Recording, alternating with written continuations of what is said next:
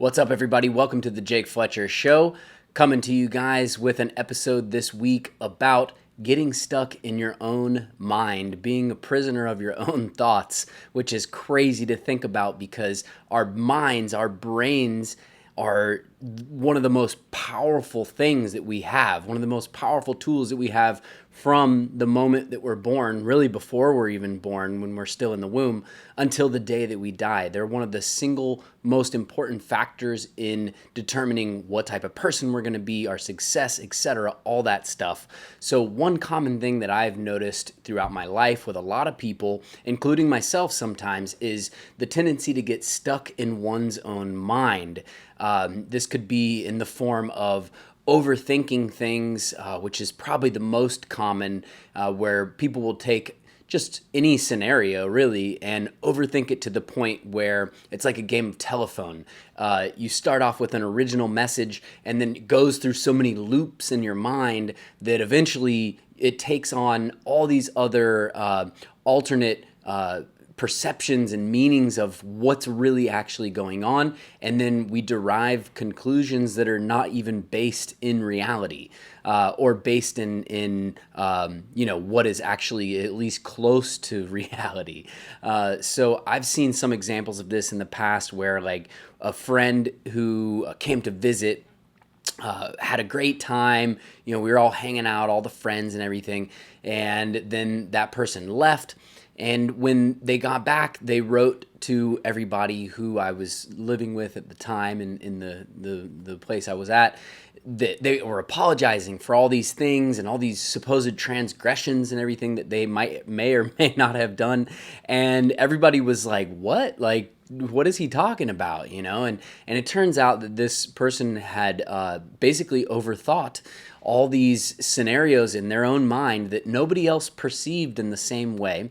And they went on to feel like they had been guilty of all these trespasses and all these different transgressions against us and the household and so on and so forth. And in reality, everybody was completely happy and fine with this individual, and we were like, no man, you're good, come back again anytime. We had a blast with you, and we thought that there was no problems whatsoever. So that's an example I've always thought of in regards to this topic, because it was just such an illustrative point of this, that when we tend to overthink things, oftentimes we come out with a definition or perception of an event or of a thing or so on and so forth that nobody else had that same perception of. So we have to be careful of not overthinking things to the point where we basically are getting our own interpretation of something that's completely false. And I'm going to talk about how we avoid getting stuck in our own heads and overthinking here in this video as well. And there are 5 things that you need to know. All right, 5 things, in my opinion, that are very helpful for me personally. Whenever I feel like I'm getting stuck in my head, that I can kind of either take one of these things and it'll kick me out of that mode of thinking, or maybe a couple things. But these are also really things that you can kind of implement in your life in a grander sense, and they'll have also other benefits to you. So let's just jump into it. So the first thing is really having a ever-increasing level of awareness, practicing raising your level of awareness, practicing mindfulness, which a lot of people use as a synonym for awareness. And you can also practice mindfulness meditation. I definitely recommend that to people, and just meditating in general. But essentially, you want to be able to recognize when you've gotten into one of these loops in your head where, you've probably seen it happen to other people or maybe to yourself. We will just go over and over and over the same thing over and over again until we've convinced ourselves of something. And whether it's fact or not, that's what the reality is to us. So we want to be able to like recognize when we're doing that. Okay, that's the first step. Like they say, the first step is admitting you have a problem. Well, in this case, the first step is recognizing that we have a problem, recognizing that we're going in one of these loops and that we're stuck in our head. Because once you can recognize it, then we can address the problem that we're going over and over again in our heads. We're stuck in our heads. We're stuck in this loop. We're overthinking something. Once we recognize we're overthinking, then we can get on to how to stop that overthinking or how to shift gears in a way where it's not going to be a detriment to us anymore. And really, the best way to practice raising your awareness, in my opinion, is to start to learn how to meditate. Because once you start to gain that power over your own mind, it's like your brain is a muscle, and exercising that muscle is going to make it stronger. So even if you're extremely smart and your brain excels in so many different fields, if you haven't flexed that muscle in this particular way, then that side of you might not be as strong as it could be. So learning how to meditate, learning how to flex that awareness muscle is the best way to kind of head this off at the pass, so to speak, and really be able to recognize when we enter into these loops. So, I'm not going to sit here and do a podcast on how to meditate for you guys because it's such a personal thing. I don't consider myself a meditation master either. I've been meditating since I was 15, not consistently, obviously, and also not always like every day or anything like that. There are times when I'll meditate more in my life, times when I'll step away from meditating as much. But it's a really good practice that whenever I feel that I am in need of tuning up my brain a bit, I'll start to do it more, like every morning for however many minutes or something like that, or just make sure to get it in at some point in the day. And also, meditation can be different things to different people. Maybe your form of meditation is gardening or cleaning your house. I don't know. Just anything where you are sort of not using your mind so much. You're focused on in the case of doing something like gardening or something, you're focused on that task and you're able to sort of clear your mind of anything else. As it happens, if you're meditating, then that's a different approach to that. And again, I'm not trying to do a meditation class, but I highly, highly recommend that everybody go out, learn how to, you don't really have to go out, you can do it from your computer, but learn how to do mindful meditation or mindfulness meditation. This is something that has a lot of millionaires, billionaires, etc., wealthy people, successful people, and just obviously enlightened people as well have in common that they practice mindfulness, they practice mindfulness meditation. So learning how to up our awareness is going to help us in so many more ways than just being able to recognize when we're in a loop. So trust me, if you take only one thing from this video and you haven't started to check into mindfulness meditation or haven't done it before, take some time. That's the most important thing in your life right now, is to get on that level with your own mind, to be able to up your control, to be able to flex that awareness muscle. And just, it brings you so much peace as well, which is fantastic. So another thing that helps me out when I notice that I'm getting stuck in my mind or I'm overthinking something is to focus on the solution. So a lot of times what happens is we have a problem that's happening, like, I'm a realtor, so I have this deal going on and there's this hurdle I have to get over and I have to get this done and do that in order to make this happen so that person can do this and da-da. So, it can very quickly, you get into different layers of trying to think something out, right? And then, there can be little, basically tangents that you can go off of one aspect of that thing that you have to do. And you just will focus on that, like, oh, well, what if this? And then what if that? Then are they going to do this? Are they going to do that? How are they going to get this? How are they going to do that? How am I going to make this happen? And you start kind of just going in circles about all these what ifs, right, within this problem. So, I'm not saying that it doesn't that it's not beneficial to think of every eventuality, every potentiality, and try to game plan, strategize, prepare for any scenario and every scenario. Absolutely, by all means, that's how I live my life. And because there's probably some overlap in doing that and with overthinking things, I tend to be somebody who does a lot of overthinking myself. But suffice it to say, you can reach a level where you have covered enough potential outcomes, but you're still spinning your wheels. And what we have to do at that point in time is we have to redirect our focus into the solution. What's it going to take to actually get this done? Focus on those things, keep it simple, and execute on those actions, execute on those different aspects of your plan that you need to do. So focusing on those solutions and focusing on action, really, because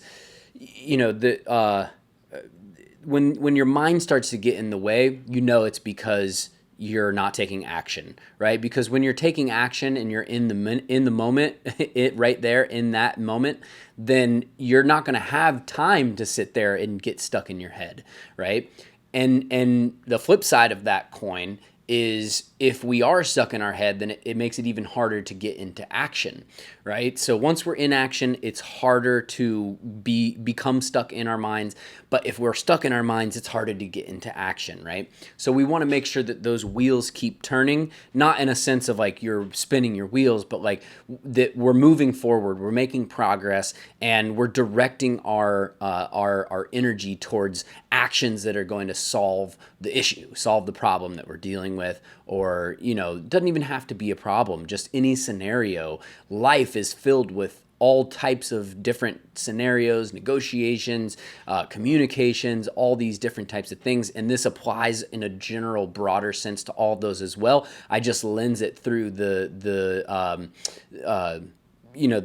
idea of there being some type of dilemma or problem, because that's often when spinning our wheels like that and being stuck in our heads and overthinking things can be more of a detriment to us, because it can happen in business scenarios and hold us back as individuals, hold us back as business people, hold back our financial freedom, our financial well-being, the well-being of our family, of our relationships, all of that. So focus on those solutions and focus on the actions that it's going to take for those solutions to come to bear. All right. Now, another thing that you should, that I personally try to do is to always challenge myself, challenge my thinking, challenge my beliefs, ask myself, is this really correct? Is that right? Is what I feel or think about this actually correct? That's not to say that you do this in like an unhealthy way, because if you do this too much, it can lead to inaction. It can lead to stalling, creative procrastination. But what you want to do is you want to challenge the core fundamental beliefs that you're operating off of every so often, because we're not always right. We're human. We have the distinct ability to err, to be wrong from time to time, or a lot of times. I definitely am wrong plenty of times, and we want to be able to figure that out for ourselves, not have to butt our heads against a brick wall in order to find out that, oh snap, I was wrong about this thing, or that belief, or how I felt about this wasn't quite in line with reality and how I should have been feeling about this. And this stuff matters because, even if it's just something like what I just mentioned about how your feelings weren't in line with where they should have been. Well, if you're feeling some kind of way about something when there's no need for that, then you're spending energy doing something that's completely unnecessary, right? And time is precious, right? We only have so much of that, so much sand in the hourglass. And are you really going to spend how many grains of sand on a unnecessary emotion that also isn't even serving you if it was necessary, right? Because if you're even if you are in line with or to some degree or fully with how you feel about something and what the reality is if there's no action being taken on your part behind that to correct something or make a situation better, then what's the point of it anyways? What's the point of sitting there and spending your energy and time and precious resources towards a certain end when that certain end isn't benefiting you either, right? So a good way to kind of put your finger to the air on this in a sense, to check, like the dipstick check for this, is to ask yourself, what's the worst that could happen, if I'm wrong about this, or if I am right about this, or if I do this, or if I don't do that, right? What's the worst that can happen, okay? So I'll give you another example within the world of real estate. Let's say I am trying to prospect a new type of lead, and I have a new process that I'm going to be using to find these leads, and a new script and a new way of trying to get in touch with people, or a new format of communication, a different script and everything. And it's my first time doing this and picking up the phone and calling these people. All right, well, a lot of people will be scared to pick up the phone and call, and, potentially calling strangers, definitely calling strangers, potentially getting rejected, et cetera, et cetera. And that can be very daunting for people. It can be very scary for people. But if you ask yourself, what's the worst that's going to happen? Let's think it through. What's the worst that's going to happen? You pick up the phone, let's say, somebody doesn't answer. That's not so bad. Well, what if you pick up the phone and somebody starts cursing you out, and it's like, fuck you, how dare you call me? You better not ever call this number ever again. I'll find you. Let's say they go hard on it, right? I've heard all of that stuff before from cold calling people. Well, did that person really find me? No. Did anything actually happen to me because they cursed me out? Definitely not.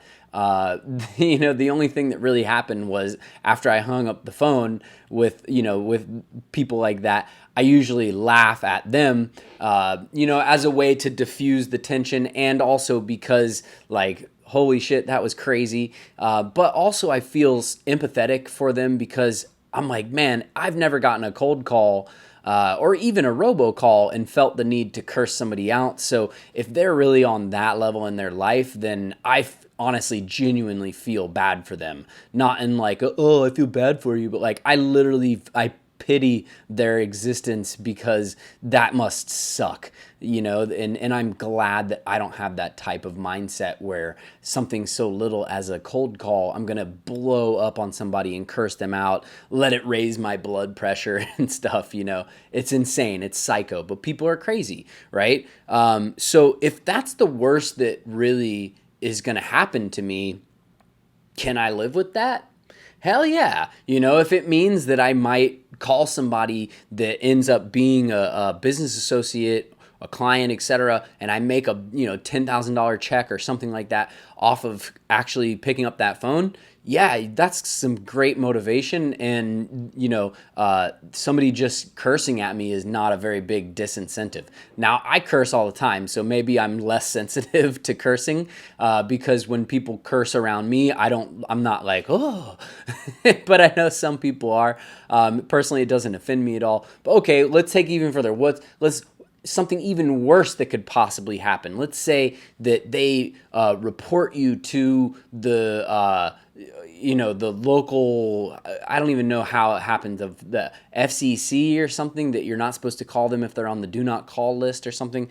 There are laws in place where you'd have to call them twice within 6 months, I think it is, before you actually get fined. So, as long as you don't call that number again, take that action to make sure you don't call that number, then you're good, right? You have nothing to be afraid of. Okay, so how about some other things like you know that you need to contact somebody to have a difficult conversation, but it's going to be a difficult conversation and you really don't feel like making that call, right? Well, challenge yourself. What's the worst that could possibly happen? Well, they might not like what you say. Maybe they feel like, you misrepresented yourself, or maybe they feel like they don't want to do business with you, or they don't want to be your friend anymore, or they're going to call someone else and tell them what you said, and maybe that person cares for some reason or something. So there are all these sort of ego hits that could potentially happen. But at the end of the day, are you going to survive from that? Like, are you going to die? Literally, probably not. Are you going to be, is your business going to be damaged, or, your professional life going to be damaged beyond repair? I don't know. Probably not, as long as you're not like doing some crazy illegal stuff or hurting anybody, hopefully, the reality is, if you need to have that conversation, then the best thing to do is to take action on it, right? So we're going back to focusing on the solutions, focusing on the actions, right? And instead of sitting there and getting stuck in our mind, going through that loop over and over and over, oh my God, how's this call gonna go? How is this gonna be? What are they gonna say? What are they gonna think? Da da da da da. Just pick up the phone, go to their number in your phone book, right? And click call. Put the phone up to your ear and tell them what you need to tell them. Rip the Band-Aid off. It's going to be the easiest way by far than wasting all of your energy on spinning around over and over again in that loop. So, that's my personal opinion and belief. Have I ever delayed having a hard conversation before? You bet it. You bet your ass I have. It happens to everybody. But I know from experience personally that the best way to handle it is to just pick up the phone and call them, right? Or see them in person and just tell them whatever it is, right? That's in this. Actually, today there was this reminds me of a professional football player who, the first one apparently, openly gay, in actually still playing football in the league, the National Football League, the NFL. I'm a sports fan. And the way I watched the video, and he's like, just coming out, just, I didn't say just coming out. He was like, hey, just want to take a second real quick to let you guys know I'm gay, and it was just like so casual, but he was ripping the Band-Aid off this thing. He had tremendous courage and bravery to be able to come out literally and say that, when he's the first person in the NFL to say that. He just took that action, right? And that was the easiest way, rather than it coming out through maybe like a news story or something, and then you got to address it with your publicist or what. Just get in front of things and be proactive about it. Rip the Band-Aid off and just say what you got to say. Take that action. Right, so I forget what the guy's name is. I think I'm not gonna pretend like I know. You look it up, I'm sure. But I thought that was really cool. Another thing that I like to do is sort of put time limits on myself when I recognize that I'm in a loop. Or if I recognize that I'm thinking about something that's going to require a lot of thought, but I don't have all day to sit there and be thinking about it, I'll be like, all right, 10 minutes, right? Let me try and figure this out in the next 10 minutes. And then wherever I'm at, and after that 10-minute goes off, and I'll literally go on my watch and set a timer, 10 minutes, 15 minutes, whatever. And at the end of that, I move on to the next thing. I go to my schedule. All right, what's next? And I start working on that next thing, regardless of where I'm at. Because ultimately, if you don't put some kind of time limit and you are having a hard time getting out of that loop, then it's going to be really hard to get out of it if you don't have some sort of fail-safe parachute cord that you can pull, where if all else fails, if all the previous 3 steps fail, then you're going to need something to pull yourself out of that. Otherwise, you're just going to waste a bunch of time and waste a bunch of energy. So put a time limit on yourself. Once you have that awareness and you're like, oh my gosh, I think I'm overthinking this. Once you have that thought of, I think I'm overthinking this, 10 minutes on the clock right there, right? You can do less time, you can do more time, don't do a lot more time, but put 10 minutes on the clock right then and there. And after that 10 minutes up, move on to the next thing. All right. So The fifth and final thing that I like to do when I notice that I'm overthinking something, or if I'm stuck in my head about something, is I like to flip the script. This is honestly probably my favorite thing to do in this situation, because it's just kind of fun. You can do it in a way that it's fun. And my one of my previous podcast episodes was about flipping the script. And it means so many things that to me at least, that it's hard to put it all into one succinct podcast. And I'm sure there are things that I would have said differently in that podcast or added in or whatever. But essentially, when it comes down to the bottom line of flipping the script, you're literally doing a 180, right? So, you need that awareness of, oh my gosh, I'm overthinking. I'm stuck in my head on this. And, if you do a time limit, this works really great with the time limits too. After that 10 minutes, you flip the script, right? Like I said, you do something different.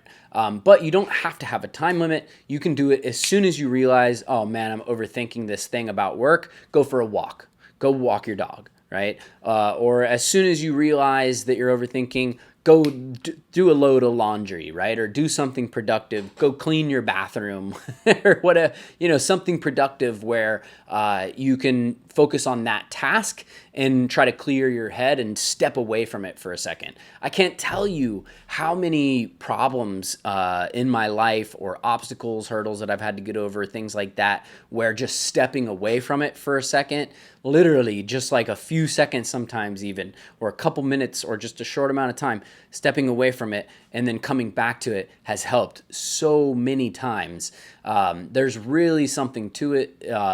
I think there's an art to it as well, because like I said, you want to kind of be doing something that you don't have to think about it too much. You want to be able to kind of turn your brain off for a second, reset, go back to zero, back to baseline, and just do that load of laundry, or go clean your car, or go run that errand real quick, or whatever it is, and then come back to the problem that you're working on. I guarantee you will have more energy for it. You'll be coming from a slightly different perspective, or able to come from with a different perspective or perception of the issue at hand, and you'll be more refreshed and able to probably figure it out a lot quicker than you would have if you kept sitting there going over and over again in that loop.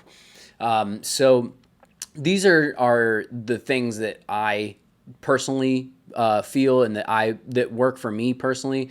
These 5 things, so just going through them again, having that awareness, being able to recognize when we're stuck in the loop, focusing on solutions and action, not focusing on the problem, but focusing on what's going to actually solve the problem. Constantly challenging yourself, stopping to think like, what's the worst that possibly can happen right now? Am I going to die? If the answer is no, and then just, keep on doing what you need to do. Keep it simple. And then fourth, setting those time limits, or even, I don't know if I mentioned this, in addition to setting time limits, you can actually designate a time of the day, like the first 20 minutes of the day or the last 20 minutes of the day, whatever. You can just set a time to be able to sit there and think and ponder, especially if you're the type of person who needs to really analyze and think about things. That can be another strategy of the time limits that really works well. And then the fifth and my personal favorite is to just flip the script on them. Just pull a total 180, go off over there for a little bit, and then come back. And when you come back, you will probably have the solution. You'll probably have the answer to your problem, or at least have a better mindset or a better perspective to be able to conquer that problem than you had. So hope that was interesting to you guys. Hope that helped some of you people out there who might be dealing with this. I think that everybody probably deals with this. So realize that you're not alone. You're not this weird freak because you have a brain. We all have brains, or most of us. We all have minds that we get stuck in, and we all have the ability to get unstuck out of our own minds and be able to use that momentum of getting unstuck to, rocket boost into the next echelon, the next step up, the next plateau. So that's it, guys. Jake Fletcher Show, another one in the books. And, check out the description below. Follow me on Instagram there at jake.miami. And make sure to like and subscribe, hit the thumbs up. If you're on YouTube, ring the notification bell. Share this episode with somebody who you think might benefit from it. Sell smart, buy bold, and I will see you guys on the next one. Peace.